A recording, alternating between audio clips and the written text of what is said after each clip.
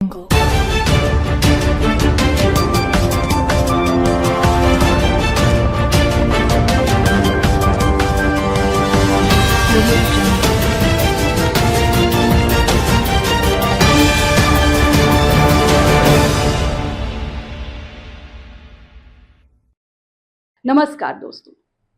दोस्तों, बिहार में महागठबंधन के भीतर विधानसभा सीटों के बंटवारे को लेकर संघर्ष तेज हो गया है। 2020 के विधानसभा चुनाव में जो फॉर्मूला अपनाया गया था वो 2025 में हर दल को स्वीकार्य नहीं है। बीते 5 वर्षों में दलों की ताकत, जनाधार और राजनीतिक स्थिति में आए बदलावों ने नए समीकरण खड़े कर दिए।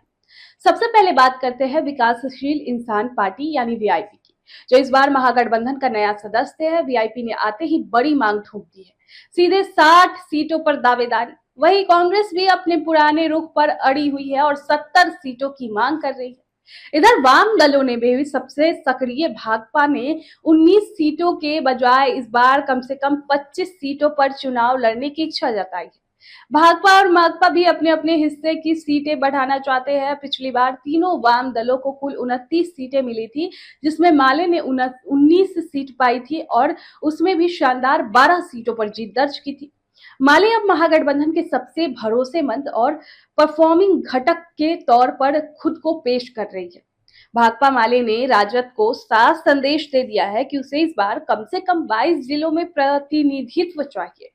खासतौर पर दक्षिण बिहार के जिले जैसे नालंदा, नवादा, जमुई, गया, औरंगाबाद और कैमूर उनके एजेंडे में है।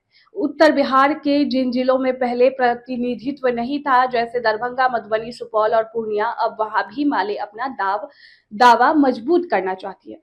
माले ने लोकसभा चुनाव के प्रदर्शन को भी सीट बंटवारे का आधार बनाने की मांग की है। इस वर्ष के लोकसभा चुनाव में माले ने 3 सीटों पर चुनाव लड़ा और 2 पर जीत दर्ज पाई। स्ट्राइक रेट के हिसाब से ये महागठबंधन के अंदर सबसे बेहतरीन रहा। भाकपा और माकपा की स्थिति भी दिलचस्प है। पिछली बार भाकपा को 6 और माकपा को 4 सीटें मिली थी, जिसमें से दोनों ने 2-2 सीटों पर जीत दर्ज की थी।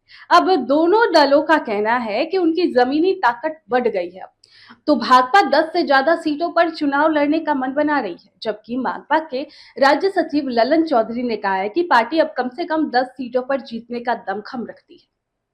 लेकिन सीटों की इस खींचातान के बीच एक बात सब साफ कही है, लक्ष्य भाजपा को ही हराना है।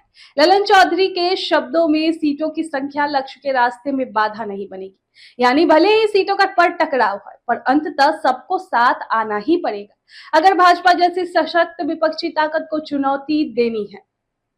महागठबंधन के भीतर सीटों को लेकर जो खींचतान चल रही है वो स्वाभाविक है, लेकिन चुनौती ये है कि कहीं यह अंदरूनी कलह भाजपा के लिए अवसर न बन जाए। नेतृत्वकर्ता दलों, खासकर राजद को बेहद संतुलन के साथ दलों की अपेक्षाओं और जमीनी हकीकत के बीच रास्ता निकालना होगा, अन्यथा महागठबंधन की एकता ही टूट सकती है और विपक्ष के हाथ से सत्ता का सपना फिर फिसल सकता है। यार, इस पर आपकी क्या राय है? कमेंट बॉक्स में हमें जरूर बताएं। सूर्या हॉस्टल एक बार अपने बच्चे को जरूर भेजें। सीमांचल का सर्वश्रेष्ठ हॉस्टल, 4ठी कक्षा से 10वीं तक कोचिंग एवं ट्यूशन निःशुल्क, बेहतरीन और हर सुविधा से लबरेज। हमारा पता है दलन कटिहार। संपर्क करें 7903 464641 पर। हमारा वीडियो अगर आपको अच्छा लगा हो तो आप हमारे वीडियो को लाइक करें, शेयर करें और हमारे चैनल को सब्सक्राइब जरूर करें।